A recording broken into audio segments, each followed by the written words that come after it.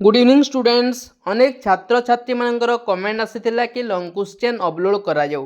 तेबे तुम 2026 board exam रे पढ़ा भली केते गुड़िए इम्पोर्टेंट सिलेक्टेड लॉन्ग क्वेश्चन मु तुम मानक पई नै आसीची। तेबे वीडियो को आरंभ रु शेष पर्यंत देख जद्वारा जापर कौन कौन इम्पोर्टेंट रही। आ पिला माने तुमे माने लॉन्ग क्वेश्चन को भल भाव पढ़ तार सारांश को बुझिकी सरल भाषा रे लिखापी चेष्टा करिवो। देखिवो निश्चित रूप से तुमर भल नंबर रहिबो, कौन सी नंबर छाड़बनी, जहाँ जानिबो लिखापी चेष्टा करिवो तुमर बहुत भल नंबर आसीबो। ओके, तो चलो स्टार्ट करिबा। दिलीपस्य गो सेवा प्रकार लिखत। दिलीपंकर राजा दिलीपंकर गो सेवा विषय लिखा। तो प्रथम टे कवि परिचय टी देवा है एवं क्यों काव्य ये सब टी लिखा। तापर जाई गो सेवा किमिति करथिले से टॉपिक भितर को आमे जिबा हला। तो देख संस्कृत साहित्य क्षेत्र में बलिष्ठ लेखनी चालना करी जो केते जण कृति साहित्यिक यशस्वी होई पारिछंती सेमानंक मध्य कविकुल मौलमणि महाकवि कालिदास अन्यतम श्रेष्ठ कवि। कालिदासंक नाम आसीगला। तापर से रघुवंश महाकाव्यर द्वितीय स्वर्ग क्यों स्वर्ग आसी रघुवंश महाकाव्यर द्वितीय स्वर्ग यहाँ द्वितीय स्वर्ग राजा दिलीपंकर गो सेवा व्रत विषय आलोकपात करछंती। तापरे प्रसिद्ध सूर्यवंशी राजा थिले दिलीप। से शशागरा पृथ्वी को एक छत्रपति सम्राट भाव निष्कंटक राज्य शासन करथिले। पे मैंने जेकोसी लंग क्वेश्चन पढ़ू कवि परिचय टी लिख कविंकर विषय तापरे ताहा क्योंठू आसी रघुवंशम कि स्वप्नवास दत्तम है जो आसी से लिख तापरे टॉपिक भितर को जीव। एहीपरि सुसमृद्ध विशाल राज्यर अधिपति होइथिले मध्य तांको मनरे लेश मात्र सुख नथिला, कारण से थिले अपुत्रिक, तांकर पुत्र संतान नथिला, तेणु तांको मनरे बहुत दुख थिला। तांको अंते एही भली विराट साम्राज्य शासन किए करिवो बोली चिंता करी राजा अनुदिन अनुदिन माने प्रतिदिन म्रियमाण होई पडुथिले, दुखरे भांगी पडुथिले। संतानर अभाव राजांक मनरे गभीर रेखापात कला। से दुखरे कालातिपात करुथिले कि राजा दिलीप। एकदा राजा दिलीप राणी सुदक्षिणा सहित कुलगुरु वशिष्ठ आश्रम पदार्पण कले और महामुनि को निज अनपत्यतार अनपत्यता माने अपत्य माने संतान अनपत्य माने संतानहीनतार विषय संतानहीनतार दुख विषय जणाइले। मुनि वशिष्ठ थिले त्रिकालदर्शी। त्रिकालदर्शी माने अतीत भविष्यत वर्तमान सब किसी से जानी पारुथिले। से ध्यान बल जानीपारे जे एकदा इंद्र को साहाय्य करने राजा दिलीप स्वर्ग को गमन करथिले। सेठारे असुर मान परास्त करी विजय उल्लास राजा मर्त्य को फेरी आसुथिबा समय रे अन्य मनस्कता वशतः कामधेनु सुरभि को यथोचित संवर्धना ज्ञापन करनथिले। अपमानिता सुरभि क्रुद्धिता होई राजा को नहीं संतान हेबा पय अभिशाप देइछंती। एही अभिशापर मोचन निमंते कामधेनु सुरभि प्रसन्न हेबा सर्वादो आवश्यक। किंतु गोमाता सुरभि सेतेबेले वरुण को यज्ञ कार्य साहाय्य करने पाई पातालपुरी रे अवस्थान करुथांती। केउठारे रहउथिले? पातालपुरी रे रहउथिले। तेणु पातालपुरी को जाई तांकर आराधना करिबा राजा दिलीपंक पक्षरे संभव नुहे। तेणु एही गंभीर समस्यार सरल समाधान करी महर्षि वशिष्ठ तांको आश्रम रे थिबा सुरभि तनया सुरभिंकर कन्या नंदिनींकर सेवा करने पाई राजा दिलीपंक परामर्श देले। कुलगुरु वशिष्ठ सुपरामर्श को पाथेय करी राजा दिलीप और राणी सुदक्षिणा से ही दिन आश्रम रही ताहा परदिन ठारू सुरभि तनया नंदिनी को संतुष्ट करने पाई गो सेवारे नियोजित होइथिले। गो सेवारे से दुहे नियोजित होइथिले। सेही दिन राति वशिष्ठ आश्रम अवस्थान करी परदिन ठारू राजदंपति गो सेवा व्रत आरंभ कले। सकाळु सकाळु नित्यकर्म समापन करी राजा दिलीप और राणी सुदक्षिणा फूल चंदन आदि उपकरण द्वारा धेनु नंदिनी को पूजा कले। पूजा शेष सुदक्षिणा फूलमालटीए धेनु नंदिनी बेकरे लंबाई देले। यापरे नंदिनी टिकी बाछुरी को पेट भरी क्षीर पियाई दे ताको बांधी पकाइले। धेनु नंदिनी को धरी राजा चराइबा पई बण को बाहरिले। राणी सुदक्षिणा मध्य आश्रम किछि बाट तांको पछे पछे गमन करुथिले। मात्र राजा दिलीप सुदक्षिणा को बाटरू फेराई दे एकाकी वनगमन कले। दिलीप जड़े सम्राट होइथिबारु सर्वदा अनुचरगण तांकर पाखे पाखे रहउथिले। तेणु से धेनु नंदिनी को चराइबा पई बण को जाउथिबा समय मध्य अनुचर माने तांकर अनुगमन करुथिले। ଦିଲୀପ ନିଜେ ନନ୍ଦିନୀଙ୍କର ସେବା କରିବା ପାଇଁ ବନକୁ ଗମନ କରୁଥିବାରୁ ନିଜର ସେବକମାନଙ୍କୁ ବାଟରୁ ଫେରାଇ ଦେଇଥିଲେ। ତାଙ୍କ ବାହୁରେ ଅମିତ ବିକ୍ରମ ଭରି ରହିଥିଲା। ତା ଛଡ଼ା ସେ ମନୁବଂଶୀୟ ରାଜା ଥିଲେ। କେଉଁ ବଂଶୀୟ ରାଜା ଥିଲେ? ମନୁବଂଶୀୟ। ସର୍ଟ କ୍ୱେଶ୍ଚିନ୍ ଆସିଥାଏ। ମନୁବଂଶୀମାନେ ନିଜ ପରାକ୍ରମ ଉପରେ ବିଶ୍ୱାସ କରିଥାନ୍ତି। ତେଣୁ ଧେନୁ ନନ୍ଦିନୀଙ୍କର ରକ୍ଷା ନିମନ୍ତେ ନିଜ ଶକ୍ତି ତଥା ପରାକ୍ରମରେ ବିଶ୍ୱାସ ରଖି ରାଜା ଦିଲୀପ ବନ ମଧ୍ୟକୁ ଅଗ୍ରସର ହେଲେ। ନନ୍ଦିନୀଙ୍କ ସହିତ ବନରେ ବିଚରଣ କଲାବେଳେ ତାଙ୍କୁ ଯେପରି ସ୍ୱାଦୁ ଲାଗିବ ସେହିପରି ଭଲ ଭଲ କଅଁଳିଆ ଘାସ ଥିବା ସ୍ଥାନକୁ ନନ୍ଦିନୀଙ୍କୁ ନେଇଯାଉଥିଲେ ଓ ନିଜେ ସ୍ୱାଦିଷ୍ଟ କୋମଳ ତୃଣ ଛିଣ୍ଡାଇ ତାଙ୍କୁ ଖାଇବାକୁ ଦେଉଥିଲେ। ନନ୍ଦିନୀଙ୍କ ଶରୀରର କୌଣସି ଅଂଶ ଯେତେବେଳେ କୁଣ୍ଡାଇ ହେଉଥିଲା ରାଜା ତାହା ଜାଣିପାରୁଥିଲେ ଓ ପାଖେ ପାଖେ ରହି ନିଜ ହାତରେ କୁଣ୍ଡାଇ ଦେଉଥିଲେ। ନନ୍ଦିନୀଙ୍କ ଦେହରେ ଯଦି କେତେବେଳେ ମଶା, ମାଛି ଓ ଡାଁସଟିଏ ବସିଯାଉଥିଲା ତାହେଲେ ରାଜା ସାଙ୍ଗେ ସାଙ୍ଗେ ତାହାକୁ ଉଡ଼ାଇ ଦେଉଥିଲେ। ହେଲା, ଏଇଭଳି ସେ ସେବା କରୁଥିଲେ ନନ୍ଦିନୀର। ନନ୍ଦିନୀ ଚରି ଚରି ନିଜ ଇଚ୍ଛାରେ ଯେଉଁଆଡ଼େ ଚାଲିଗଲେ ମଧ୍ୟ ରାଜା କେବେହେଲେ ତାଙ୍କର ସ୍ୱଚ୍ଛନ୍ଦ ଗତିରେ, ସ୍ୱଚ୍ଛନ୍ଦ ଗତି ମାନେ ସେ ଯେଉଁ ଆଡ଼କୁ ଯିବାକୁ ଇଚ୍ଛା କରୁଥିଲା ସେ ଯାଉଥିଲା, ସ୍ୱଚ୍ଛନ୍ଦ ଗତିରେ ବାଧା ଦେଉନଥିଲେ। ପରନ୍ତୁ ନନ୍ଦିନୀ ଯେଉଁଆଡ଼େ ଯାଉଥିଲେ ରାଜା ତାଙ୍କୁ ଅନୁସରଣ କରୁଥିଲେ। କବିଙ୍କ ଭାଷାରେ ଆସ୍ୱାଦବଦ୍ଭି କବଳୈସ୍ତୃଣାନାଂ କାଣ୍ଡୋୟନିର୍ଦଂଶ ନିବାରଣୈଶ୍ଚ ଅବ୍ୟାହତୈଶ୍ୱୈରଗତୈଃ ସତସ୍ୟାଃ ସମ୍ରାଟ ସମାରାଧନ ତତ୍ପରୋଭୂତ୍। ରାଜା ଦିଲୀପ ନନ୍ଦିନୀଙ୍କର ଏହିପରି ସେବାରାଧନା କରୁଥିଲେ ଯେ ସତେ ଏପରି ମନେ ହେଉଥିଲା ରାଜା ଓ ନନ୍ଦିନୀ ଏକ ମନ ଓ ଏକ ପ୍ରାଣ ହୋଇ ଉଠିଛନ୍ତି। ବନ ମଧ୍ୟରେ ନନ୍ଦିନୀ ଚରି ଚରି ଚାଲୁଥିବା ସମୟରେ ରାଜା ମଧ୍ୟ ତାଙ୍କ ପଛେ ପଛେ ଚାଲୁଥିଲେ। ନନ୍ଦିନୀ ଯେଉଁଠାରେ ପଥଶ୍ରମ ହେତୁ କ୍ଳାନ୍ତ ହୋଇ ବସି ପଡ଼ୁଥିଲେ ସେଠାରେ ରାଜା ମଧ୍ୟ ବସି ପଡ଼ି ସାମାନ୍ୟ ବିଶ୍ରାମ ନେଉଥିଲେ। ଯାଉ ଯାଉ ନନ୍ଦିନୀ ଯେତେବେଳେ ଟିକିଏ ଠିଆ ହୋଇଯାଉଥିଲେ ରାଜା ମଧ୍ୟ ଠିଆ ହେଉଥିଲେ। ଶୋଷରେ ନିଜର ତଣ୍ଟି ଶୁଖିଗଲେ ମଧ୍ୟ ନନ୍ଦିନୀ ଜଳପାନ ନ କଲା ପର୍ଯ୍ୟନ୍ତ ରାଜା ଜଳ ଗ୍ରହଣ କରୁନଥିଲେ। ଏହିପରି ରାଜା ଦିଲୀପ କାୟା ପଛେ ପଛେ ଛାୟା ଅନୁସରଣ କଲାପରି ନନ୍ଦିନୀଙ୍କର ଅନୁସରଣ କରୁଥିଲେ। ଦିନସାରା ଏହିପରି ନନ୍ଦିନୀଙ୍କୁ ବନରେ ଚରାଇ ସୂର୍ଯ୍ୟ ଅସ୍ତ ହୋଇଗଲେ ରାଜା ନନ୍ଦିନୀଙ୍କୁ ଧରି ଆଶ୍ରମକୁ ଫେରି ଯାଉଥିଲେ। ନନ୍ଦିନୀଙ୍କର ଆସିବା ବେଳ ହୋଇଯିବାର ଜାଣିପାରି ରାଣୀ ସୁଦକ୍ଷିଣା ଆଶ୍ରମ ନିକଟରେ ବନ୍ଦାପନା ଥାଳି ଧରି ଅପେକ୍ଷା କରିଥାନ୍ତି। ଆଶ୍ରମ ଦ୍ୱାରରେ ପଦାର୍ପଣ କରିବା ମାତ୍ରକେ ସେ ଧୂପ ଦୀପ ଆଦି ଦ୍ୱାରା ସ୍ୱାଗତ କରି ନନ୍ଦିନୀଙ୍କୁ ଆଶ୍ରମ ମଧ୍ୟକୁ ପାଛୋଟି ନିଅନ୍ତି। ଏହିପରି ଭାବରେ ରାଜା ଦିଲୀପ ଓ ରାଣୀ ସୁଦକ୍ଷିଣା ସୁରଭିତନୟା ନନ୍ଦିନୀଙ୍କ ସେବାରେ ମନପ୍ରାଣ ଢାଲି ଦେଇଥିଲେ। ଯୌଗନ୍ଧରାୟଣସ୍ୟ ଚାରିତ୍ରିକ ବିଶେଷତାଂ ପ୍ରଦର୍ଶୟତ। ଯୌଗନ୍ଧରାୟଣଙ୍କର ଚାରିତ୍ରିକ ବିଶେଷତା ପ୍ରଦର୍ଶନ କର ବା ତାଙ୍କର ଚରିତ୍ର ବିଷୟ ବର୍ଣ୍ଣନା କର କହିଛି ଏଇଟା। ହେଲା, ତ ପ୍ରଥମେ କବି ପରିଚୟ ଟିକେ ଲେଖିଦେବ। ସ୍ୱପ୍ନବାସବ ଦତ୍ତମ ନାଟକଟି ମହାକବି ଭାସଙ୍କ ଦ୍ୱାରା ରଚିତ, ଯିଏକି ନାଟ୍ୟ ସାହିତ୍ୟ ପରମ୍ପରାର ଜଣେ ଉଜ୍ଜ୍ୱଳତମ ନାଟ୍ୟକାର। ଏଭଳି ଲେଖିଦେବ। ତାପରେ ମହାକବି ଭାସ ବିରଚିତ ସ୍ୱପ୍ନବାସବ ଦତ୍ତମ ନାଟକର ପୁରୁଷ ଚରିତ୍ରମାନଙ୍କ ମଧ୍ୟରୁ ଯୌଗନ୍ଧରାୟଣ ଚରିତ୍ରଟି ଅନ୍ୟତମ। ଆଉ ଯେତେବେଳେ ବି ଲେଖିବ ପ୍ରଥମ ପାରାଗ୍ରାଫଟା ଏଇଠି ଟିକେ ଛାଡ଼ିବ।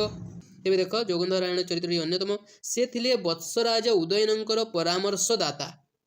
କାହାର ପରାମର୍ଶଦାତା ଥିଲେ? ବତ୍ସରାଜ ଉଦୟନ। ଅନେକ ସର୍ଟ କ୍ୱେଶ୍ଚିନ୍ ମଧ୍ୟ ଏହି ଭିଡ଼ିଓ ମାଧ୍ୟମରେ ତୁମେମାନେ ଜାଣିପାରିବ। এই ଲଙ୍ଗ କ୍ୱେଶ୍ଚିନ୍ରେ ଅନେକ ସର୍ଟ କ୍ୱେଶ୍ଚିନ୍ ମଧ୍ୟ ଭରି ରହିଛି। ତେବେ ବତ୍ସରାଜ କିଏ? ଉଦୟନ। ସର୍ଟ କ୍ୱେଶ୍ଚିନ୍ ଆସିଗଲା।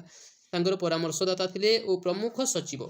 ତାଙ୍କ ଚରିତ୍ରଟି ସାଧୁତା, କର୍ତ୍ତବ୍ୟପରାୟଣତା, ବୁଦ୍ଧିମତ୍ତା ଓ ବିଚକ୍ଷଣତା ଆଦି ଅନେକ ଗୁଣରେ ପରିପୂର୍ଣ୍ଣ ହୋଇଥିବା ଦେଖାଯାଏ। ହେଲା, କାହାର? ଯୌଗନ୍ଧରାୟଣଙ୍କର।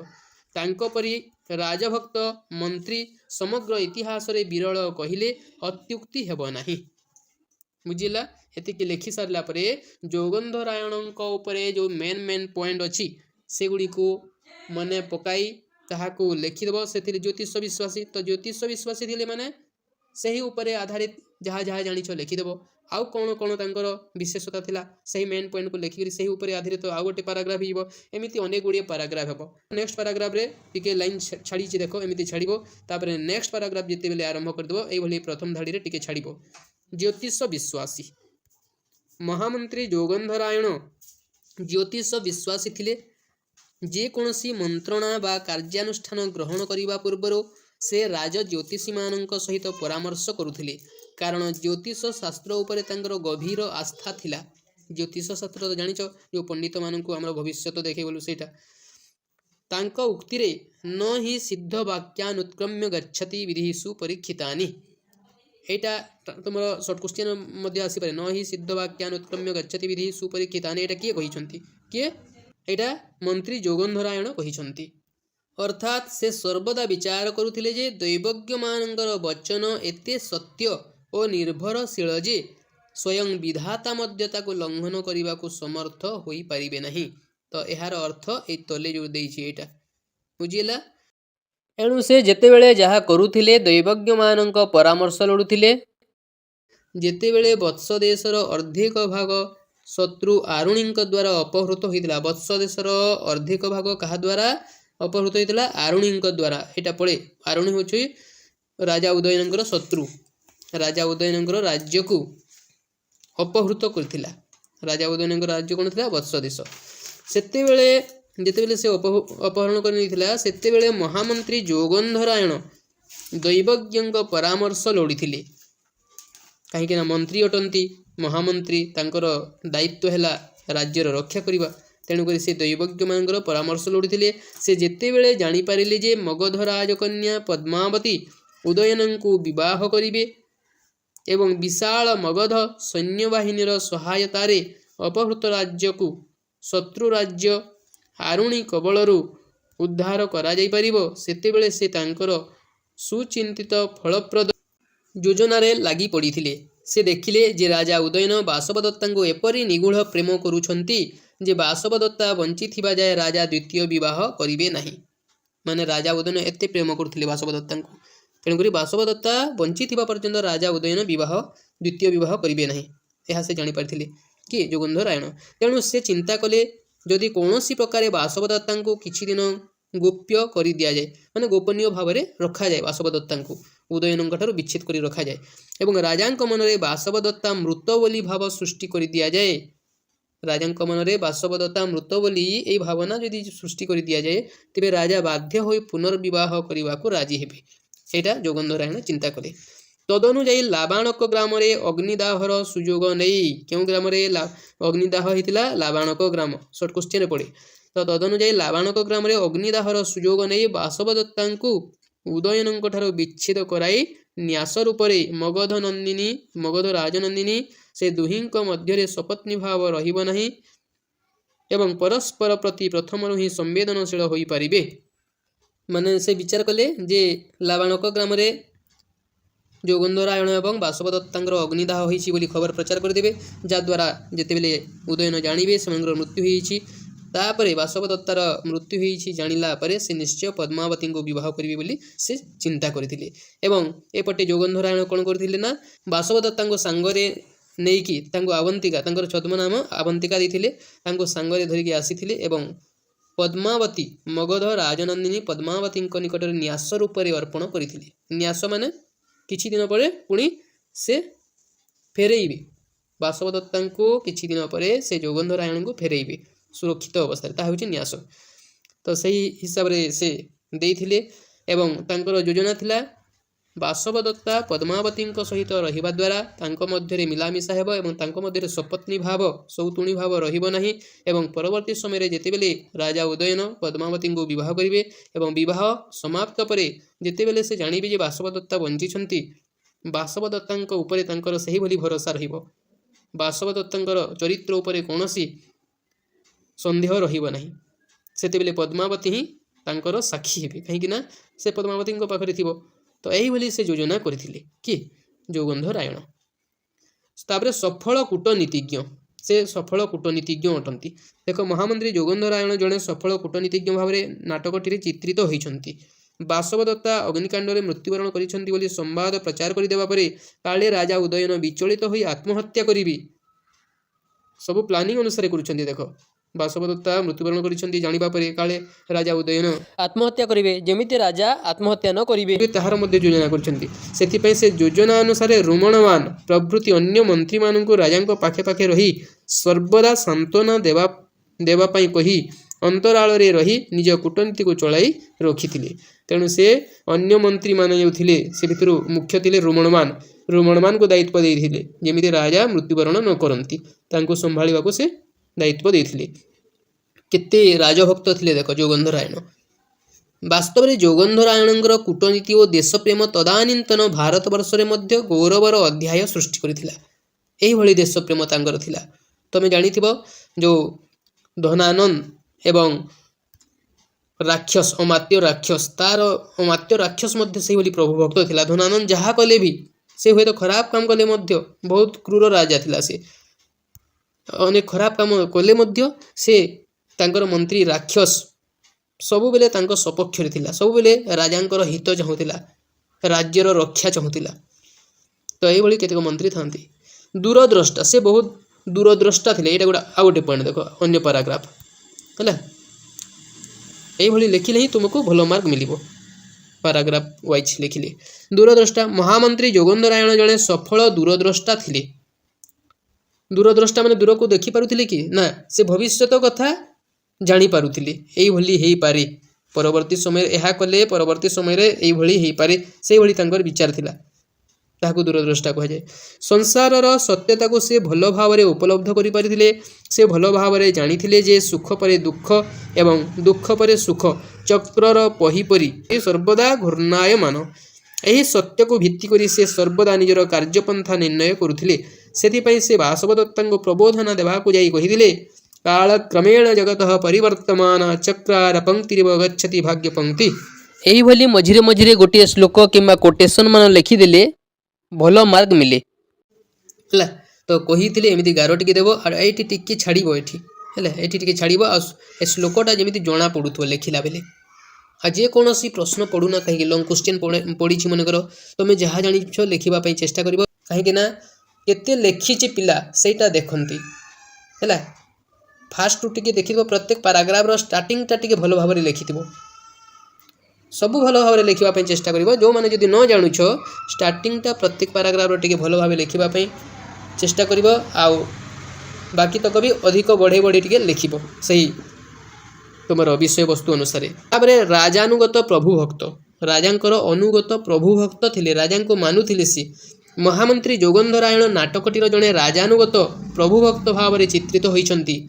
ରାଜ୍ୟ ଓ ରାଜାଙ୍କର ମଙ୍ଗଳ, ବାସବଦତ୍ତା ଓ ପଦ୍ମାବତୀଙ୍କର ମଙ୍ଗଳ ପାଇଁ ବାସବଦତ୍ତାଙ୍କୁ ମୃତା ଘୋଷଣା କରି ନ୍ୟାସ ରୂପରେ ରଖିଥିବାରୁ ସେ ନାଟକର ଶେଷରେ ନିଜକୁ ଦୋଷୀ ବୋଲି ମନେ କରିଛନ୍ତି। କାହିଁକିନା ଗୋଟେ ପକ୍ଷେ ଏଇଟା ଅପରାଧ ବି, ତେଣୁକରି ସେ ନିଜକୁ ଦୋଷୀ ବୋଲି ମନେ କରିଛନ୍ତି। କିନ୍ତୁ ଅପରାଧ ହେଲେ ମଧ୍ୟ ରାଜ୍ୟର ରକ୍ଷା ପାଇଁ ଏଇଭଳିଆ ଦାୟିତ୍ୱ ସେ ନେଇଛନ୍ତି। ପାଟରାଣୀ ବାସବଦତ୍ତାଙ୍କୁ ଲୁକାୟିତ ଭାବରେ ନେଇ ପଳାଇ ଯାଇଥିବାରୁ ସେ ଆଇନତଃ ଅପରାଧ କରିଛନ୍ତି ବୋଲି ବିଚାର କରିଛନ୍ତି ଏବଂ ରାଜାଙ୍କ ନିକଟରେ ନିଜକୁ ଦୋଷୀ ବୋଲି ଉପସ୍ଥାପନ କରିଛନ୍ତି। ସେ କେବଳ ରାଜାଙ୍କୁ ସାମାନ୍ୟ ଭାବରେ କ୍ଷମା ପ୍ରାର୍ଥନା ନ କରି ଲମ୍ବ ହୋଇ ଗୋଡ଼ ତଳେ ପଡ଼ିଯାଇଛନ୍ତି। ମାତ୍ର ଗୁଣଗ୍ରାହୀ ରାଜା ତାଙ୍କର ଏତାଦୃଶ କାର୍ଯ୍ୟକଳାପକୁ ଅପରାଧ ବୋଲି ଗ୍ରହଣ ନ କରି ଧନ୍ୟ ଧନ୍ୟ କହିଛନ୍ତି, କାହିଁକିନା ରାଜ୍ୟର ରକ୍ଷା କରିଛନ୍ତି ସେ। ଏଥିରୁ ଯୋଗେନ୍ଦ୍ରରାୟଣଙ୍କର ରାଜଭକ୍ତି, ବିନୟ ଭାବ ଓ ଧୀରତାର ସ୍ପଷ୍ଟ ପରିଚୟ ମିଳିଥାଏ। ନେକ୍ସଟ ପାରାଗ୍ରାଫ, ଏହିପରି ଭାବରେ ମହାମନ୍ତ୍ରୀ ଯୋଗେନ୍ଦ୍ରରାୟଣଙ୍କ ଚରିତ୍ରରେ ଦେଶପ୍ରାଣତା, ମହାନୁଭବତା, କୂଟନୀତି, ବିଚକ୍ଷଣତା, ଧୀରତା, ନମ୍ରତା ଓ ପ୍ରତ୍ୟୁତ୍ପନ୍ନମତିତା ଆଦି ଅନେକ ସୁଗୁଣାବଳୀର ସ୍ପଷ୍ଟ ଆଭାସ ମିଳିଥାଏ। ଏଣୁ ନିର୍ବିବାଦରେ ଏହା କୁହାଯାଇପାରେ ଯେ ମହାମନ୍ତ୍ରୀ ଯୋଗେନ୍ଦ୍ରରାୟଣ ସ୍ୱପ୍ନ ବାସବଦତ୍ତମ ନାଟକର ଏକ ମୁଖ୍ୟ ଚରିତ୍ର। ଲାଷ୍ଟକୁ ଉପସଂହାରରେ ଏଇଭଳିଆ ଟିକେ ଲେଖିବ।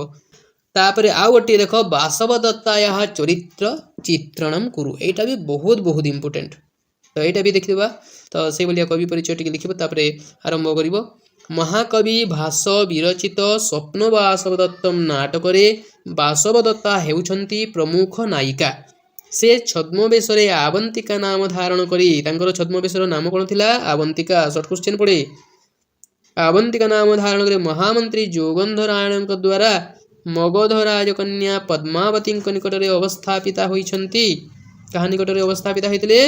ମଗଧ ରାଜକନ୍ୟା ପଦ୍ମାବତୀଙ୍କ ନିକଟରେ ହେଲା। ସର୍ଟ କ୍ୱେଶ୍ଚିନ୍ ଆସେ, ମଗଧ ରାଜକନ୍ୟା କିଏ? ପଦ୍ମାବତୀ। କାହା ନିକଟରେ ଅବସ୍ଥାପିତ ହୋଇଥିଲେ? ବାସବଦତ୍ତା ପଦ୍ମାବତୀଙ୍କ ନିକଟରେ।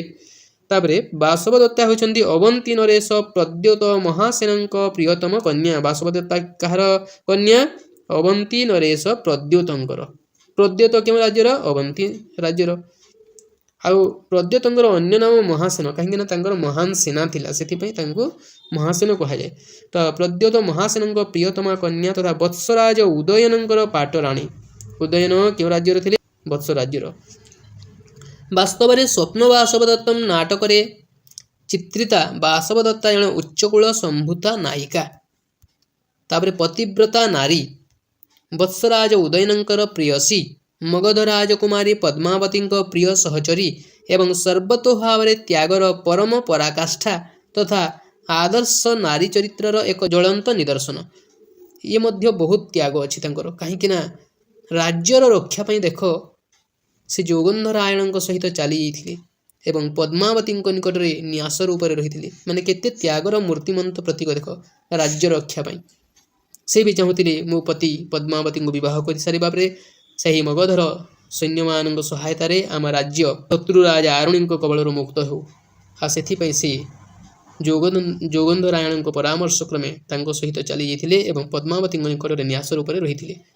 ପତି ଉଦୟନଙ୍କ ହିତ ପାଇଁ ନିଜର ସମସ୍ତ ସ୍ୱାର୍ଥକୁ ଦେଖ ଦେଇଛି। ପତି ଉଦୟନଙ୍କ ହିତ ପାଇଁ ନିଜର ସମସ୍ତ ସ୍ୱାର୍ଥକୁ ଜଳାଞ୍ଜଳି ଦେଇ ଅମ୍ଳାନ ବଦନରେ ଦୁଃଖକୁ ବରଣ କରିଥିବା ତାଙ୍କ ପରି ପତିପରାୟଣା ନାରୀ ବାସ୍ତବରେ ବିରଳ, ପ୍ରକୃତିରେ ବିରଳ ଅଟେ। ବାସବଦତ୍ତା ଥିଲେ ସୁଶ୍ରୀ, ବହୁତ ସୁନ୍ଦର ଥିଲେ, ଲାବଣ୍ୟମୟୀ ଓ ଅପରୂପା ସୁନ୍ଦରୀ। ସେ ଏତେ ସୁନ୍ଦରୀ ଥିଲେ ଯେ ତାଙ୍କର ଚିତ୍ରପଟକୁ ଅବଲୋକନ କରି ଉଦୟନ ଚିନ୍ତା କରିଥିଲେ ଯେ ଏପରି ସୁନ୍ଦରୀଙ୍କର ଅନିନ୍ଦ୍ୟ ମୁଖର ସୌନ୍ଦର୍ଯ୍ୟକୁ ଅଗ୍ନି କିପରି ନଷ୍ଟ କରିପାରିଲା। ଯେତେବେଳେ ସେ ପୋଡ଼ି ଯାଇଥିବାର ଖବର ସେ ଶୁଣିଥିଲେ ଉଦୟନ, ସେତେବେଳେ ସେ ଭାବିଥିଲେ ଏତେ ସୁନ୍ଦର ମୁଖକୁ ଅଗ୍ନି କିପରି ନଷ୍ଟ କରିପାରିଲା। ଏହା ଆଦୌ ସମ୍ଭବପର ନୁହେଁ। ଅଗ୍ନି ତ ସେପରି ସୌନ୍ଦର୍ଯ୍ୟରେ ବିମୁଗ୍ଧ ହୋଇ ପଡ଼ିବା କଥା। କବିଙ୍କ ଭାଷାରେ ଦେଖ ଏଇଭଳିଆଟା ଟିକେ ଟିକେ ଲେଖିବ, ଶ୍ଲୋକ ମଝିରେ ଟିକେ ଟିକେ ଲେଖିଲେ ଭଲ ମାର୍କ ମିଳେ। କବିଙ୍କ ଭାଷାରେ ଅସ୍ୟ ସ୍ନିଗ୍ଧସ୍ୟ, ଏଟା ସ୍ନିଗ୍ଧ ହେବ, ସ୍ନିଗ୍ଧସ୍ୟ ବର୍ଣ୍ଣସ୍ୟ ବିପତ୍ତିର୍ଦାରୁଣା କଥମ ଇଦಂ ଚ ରୂପ ମାଧୁର୍ଯ୍ୟಂ କଥମ ଦୂଷିତମଗ୍ନିନା। ଏଥିରୁ ନାୟିକା ବାସବଦତ୍ତାଙ୍କର ସୌନ୍ଦର୍ଯ୍ୟ ତଥା ମୁଖଶ୍ରୀର ମାଧୁରିମା ସହଜରେ ଅନୁମିତ ହୋଇଥାଏ।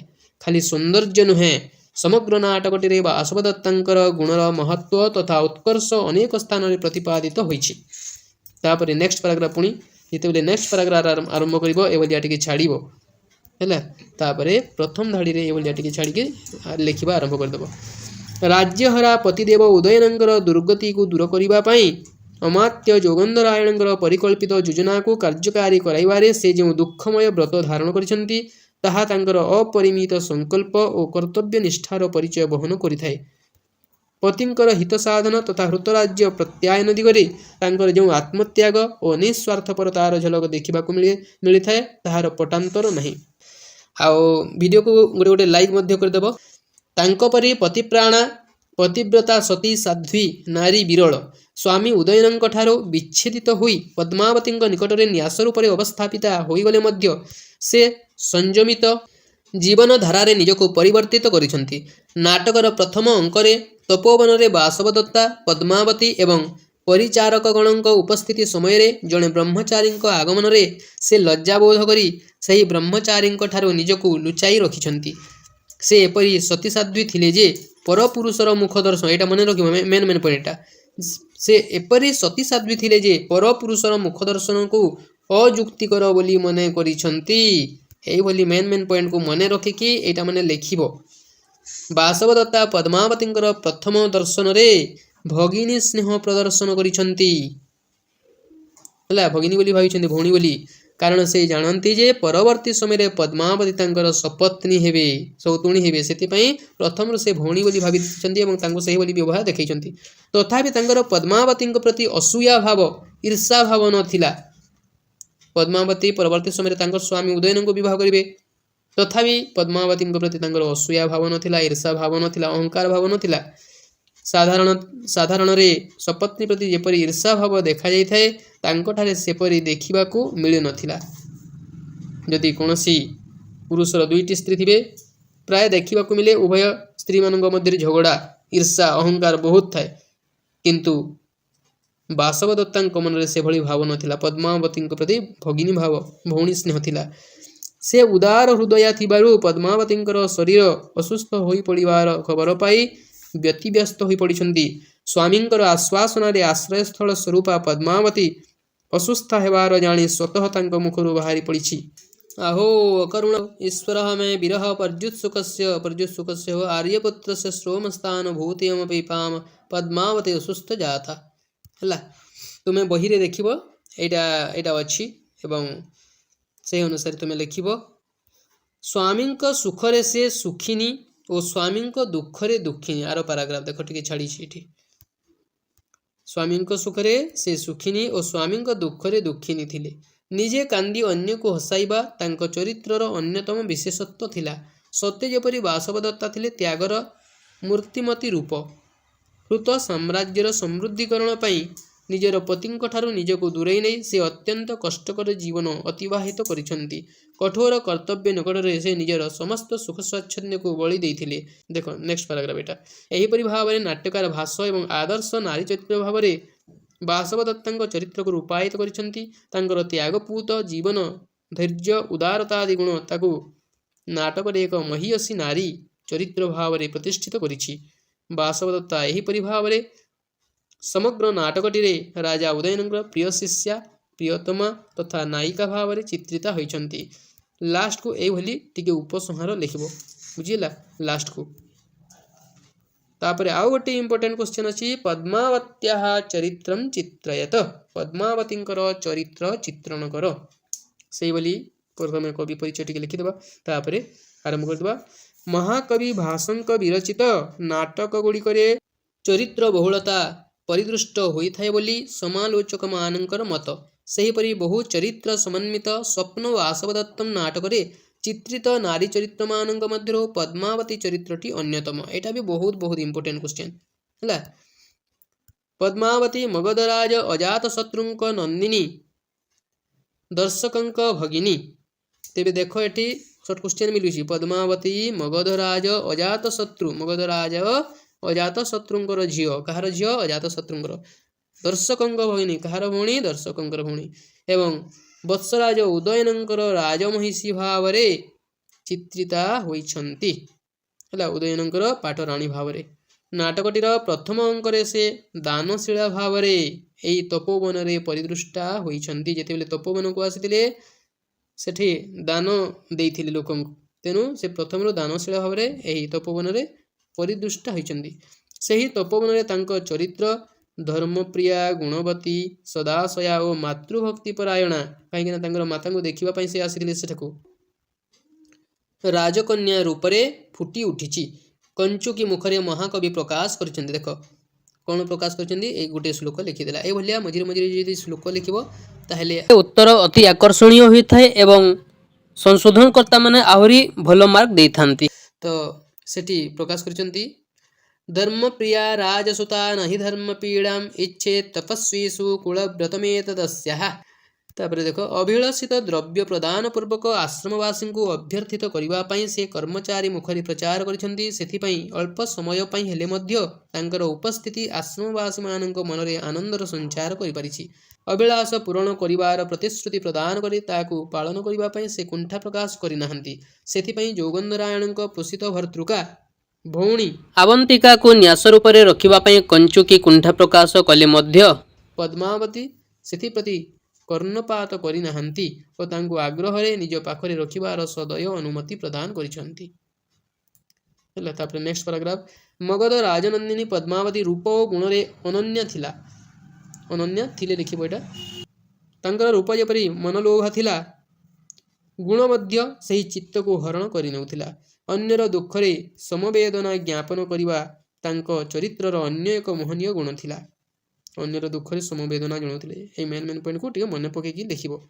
ଯେତେବେଳେ ପ୍ରଥମ ଅଙ୍କରେ ସେ ତପୋବନରେ ଉପସ୍ଥିତ ଥିଲେ ସେତେବେଳେ ସେଠାରେ ଏକ ବ୍ରହ୍ମଚାରୀ ପ୍ରବେଶ କରି ଲାବାଣକ ଅଗ୍ନିକାଣ୍ଡର ଭୟାବହତା ବର୍ଣ୍ଣନା କରି ରାଜା ଉଦୟନଙ୍କର କରୁଣ ଭାବ ବର୍ଣ୍ଣନା କରିଛନ୍ତି। ତାହାକୁ ଶୁଣି ପଦ୍ମାବତୀ ସେମାନଙ୍କର ଅପରିଚିତ ହେଲେ ମଧ୍ୟ ଦୁଃଖରେ ମ୍ରିୟମାଣ ହୋଇପଡ଼ିଛନ୍ତି ଏବଂ ସମବେଦନା ପ୍ରକାଶ କରିଛନ୍ତି। ଏଥିରୁ ତାଙ୍କ ହୃଦୟର ସରଳତା ତଥା ନିଷ୍କପଟତା ଅତି ସହଜରେ ପ୍ରକାଶିତ ହୋଇପାରିଥାଏ। ତାପରେ ପୁଣି ନେକ୍ସଟ ପାରାଗ୍ରାଫ ଦେଖ। ଏହିଭଳି ଅନେକ ଗୁଡ଼ିଏ ପାରାଗ୍ରାଫ ଲେଖିବାକୁ ପଡ଼େ, କାହିଁକିନା 10 ମାର୍କ ମିଳିବ। ବିନୟ, ପରୋପକାର, ଦୟା, ଦାକ୍ଷିଣ୍ୟ ତଥା ମନସ୍ୱିତା ପ୍ରଭୃତି ଦିବ୍ୟ ଭାବରେ ପଦ୍ମାବତୀଙ୍କ ହୃଦୟ ସତତ ପରିପୂର୍ଣ୍ଣ ଥିଲା। ସେ ଆଦୌ ଈର୍ଷା କରୁନଥିଲେ କିମ୍ବା ଅନ୍ୟର ଭଲ ଦେଖିଲେ ତାଙ୍କ ହୃଦୟ ଈର୍ଷାରେ କଳୁଷିତ ହୋଇଯାଉନଥିଲା। ପ୍ରକୃତରେ ଯେଉଁମାନେ ଉଦାର ହୃଦୟ ବ୍ୟକ୍ତିମାନେ ତାଙ୍କ ମନରେ ଈର୍ଷା ନଥାଏ, ଆଉ ଯେଉଁମାନେ ନିଚ ଭାବାପନ୍ନ ତାଙ୍କ ମନରେ ସବୁବେଳେ ଅହଙ୍କାର ଈର୍ଷା ଭରି ରହିଥାଏ। ରାଜ ଉଦ୍ୟାନର ମାଧବୀଲତା କୁଞ୍ଜରେ ଅଲକ୍ଷ୍ୟରେ ଥାଇ ସେ ଯେତେବେଳେ ପୂର୍ବ ପରିଣୀତା ବାସବଦତ୍ତାଙ୍କ ପ୍ରତି ନିଜର ସ୍ୱାମୀ ଉଦୟନଙ୍କର ପ୍ରେମର ଗଭୀରତାକୁ ଶୁଣିଛନ୍ତି, ତାହାଦ୍ୱାରା ସେ ନିଜକୁ ଅପମାନିତ ମନେ କରି ନାହାନ୍ତି। ମାନେ ରାଜା ଉଦୟନ ଯେତେବେଳେ ବାସବଦତ୍ତାଙ୍କ ପ୍ରଶଂସା କରୁଥିଲେ ଏବଂ ପଦ୍ମାବତୀ ତାହା ଶୁଣିଥିଲେ, ତାହା ଶୁଣିଲା ପରେ ମଧ୍ୟ ତାଙ୍କ ମନରେ ଈର୍ଷା ଭାବ ଆସିନାହିଁ କି ସେ ନିଜକୁ ଅପମାନିତ ମନେ କରିନାହାନ୍ତି। ବରଂ ନିନ୍ଦା ବାକ୍ୟ ଶୁଣି ସଖୀଙ୍କୁ ମୃଦୁ ଭର୍ତ୍ସନା କରି କହିଛନ୍ତି, ହଳା ମାମୈବଂ ସଦାକ୍ଷିଣ୍ୟ ଏବ ଆର୍ଯ୍ୟପୁତ୍ର ଯ ଇଦାନୀମପି ଆର୍ଯ୍ୟାୟାଃ ଗୁଣାନ୍ ସ୍ମରତି। ଦେଖ କେମିତି ଭାବନା ଥିଲା ଆଗକାଳର ନାରୀମାନଙ୍କର। ହେଲା, ବାସବଦତ୍ତାଙ୍କ କଥା ରାଜାଙ୍କ ମୁହଁରୁ ଶୁଣି ଯେତେବେଳେ ତାଙ୍କର ଜଣେ ସଖୀ ମୃଦୁ ଭର୍ତ୍ସନା କରିଛନ୍ତି ଆଉ ଉଦୟଙ୍କର ଟିକେ ନିନ୍ଦା କରିଛନ୍ତି, ସେତେବେଳେ ପଦ୍ମାବତୀ କହିଥିଲେ ଯେ ସେପରି କୁହ ନାହିଁ। ଆର୍ଯ୍ୟପୁତ୍ର ବର୍ତ୍ତମାନ ମଧ୍ୟ ସେହି ବାସବଦତ୍ତାଙ୍କର ଗୁଣକୁ ସ୍ମରଣ କରୁଛନ୍ତି। ମାନେ ସେ ବାସବଦତ୍ତା କେତେ ଭଲ ହେଇଥିବେ ନିଜେ ଚିନ୍ତା କରି ଦେଖ ବୋଲି ସେ ତାଙ୍କର ସଖୀଙ୍କୁ କହୁଛନ୍ତି। ତାଙ୍କ ବିଚାରରେ ରାଜା ଉଦୟନ କୃତଘ୍ନ ହୋଇନାହାନ୍ତି କିମ୍ବା ସେ ନିଜେ ଈର୍ଷାପରାୟଣା ହୋଇଯାଇନାହାନ୍ତି। ନିଜର ସ୍ୱାମୀ ପ୍ରେମର ପ୍ରକୃତ ମୂଲ୍ୟ ଦେଇ ଜାଣନ୍ତି ବୋଲି ବିଚାର କରି ସେ ନିଜ ଉଦାର ହୃଦୟତାର ପ୍ରମାଣ ଦେଇଛନ୍ତି। ତାପରେ ନେକ୍ସଟ ପାରାଗ୍ରାଫ। ବାସବଦତ୍ତାଙ୍କ ପିତୃ ପ୍ରାସାଦରୁ ସମାଗତ କଞ୍ଚୁକୀ ଏବଂ ଧାତ୍ରୀ ବସୁନ୍ଧରାଙ୍କୁ ସେ ଯଥୋଚିତ ସମ୍ମାନ ପ୍ରଦର୍ଶନ କରିଛନ୍ତି ଏବଂ ସପତ୍ନୀ ସୁଲଭ ଈର୍ଷାନ୍ୱିତା ନ ହୋଇ ସେ ତଦୀୟ ପିତୃ ପରିବାରର ସମୟ ସମ୍ବାଦକୁ ଆଗ୍ରହ ସହକାରେ ଶ୍ରବଣ କରି ନିଜର ମହାନୁଭବତାର ମହନୀୟ ପରିଚୟ ପ୍ରଦାନ କରିଛନ୍ତି। ପଦ୍ମାବତୀ ଥିଲେ ବିନୟର ସାକ୍ଷାତ ମୂର୍ତ୍ତିମନ୍ତ ବିଗ୍ରହ। ଆଉ ଗୋଟେ ପାରାଗ୍ରାଫ ଏଟା। ରାଜା ଉଦୟନଙ୍କର କରକମଳରେ ପ୍ରଦ୍ୟୋତ ତନୟା ବାସବଦତ୍ତାଙ୍କର, ପ୍ରଦ୍ୟୋତଙ୍କର କନ୍ୟା କିଏ? ବାସବଦତ୍ତା। ବାସବଦତ୍ତାଙ୍କର ଚିତ୍ରପଟକୁ ଅବଲୋକନ କରି ସେ ନିଜକୁ ତାଙ୍କର ସାନ ଭଉଣୀ ପରି ମନେ କରିଥାନ୍ତି ଓ ବାସବଦତ୍ତାଙ୍କୁ ସମ୍ମାନ ଜଣାଇବା ପାଇଁ ନତବଦନ ହୋଇ ରହିଯାଇଛନ୍ତି।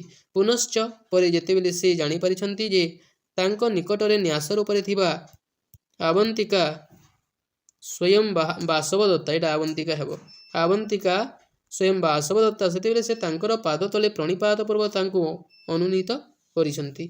ଦେଖ କେମିତି ତାଙ୍କର ହୃଦୟ ଥିଲା ପଦ୍ମାବତୀଙ୍କର।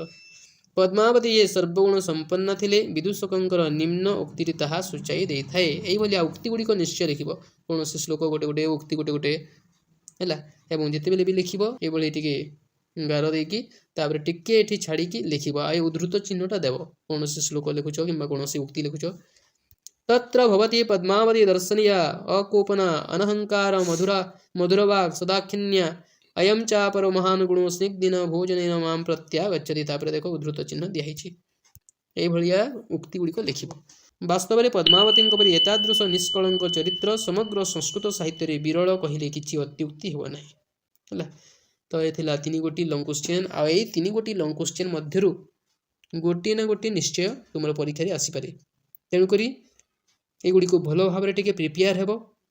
ହେଲା, ଏବଂ ଷ୍ଟୋରିକୁ ତ ତୁମେ ମାନେ ଜାଣିଛ, ଷ୍ଟୋରି ଜାଣିଛ ମାନେ ନିଶ୍ଚୟ ତୁମେ ମାନେ ଭଲ ଭାବରେ କରିପାରିବ। ମେନ୍ ପଏଣ୍ଟକୁ ଟିକେ ବାଛିବ ଏବଂ ସେହି ଅନୁସାରେ ସେ ମେନ୍ ପଏଣ୍ଟକୁ ମନେ ପକାଇ ଗୋଟେ ଗୋଟିଏ ମେନ୍ ପଏଣ୍ଟ ଆଧାରରେ ଅନେକ ଗୁଡ଼ିଏ ବିଷୟ ଲେଖିବ।